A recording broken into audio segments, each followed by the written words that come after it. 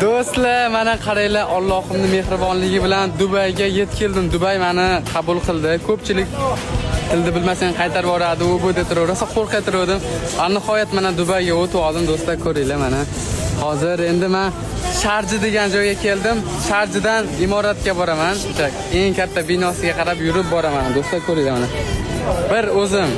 Bir o'zim hammasini eplayman. Inshaalloh, ani ko'nglimda Ka'bani ko'rish Alloh uchun boryapman. Qolgani shundoq bo'lyapti. Bu hammasini menga Allohim beryapti. Yo bironta odam shuncha patpishi masanga deb bergan yo'q, faqat Allohdan. Hammasi Allohdan. Kuzatinglar bo'ldi mana. Dubayga yetib keldim.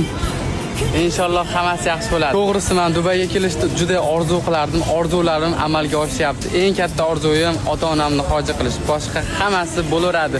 Alloh bersa hech narsa emas. Do'stlar, ishoninglar, bu kunlar o'tadi. Bir kun Allohning oldiga qaytamiz va hammasiga javob beramiz.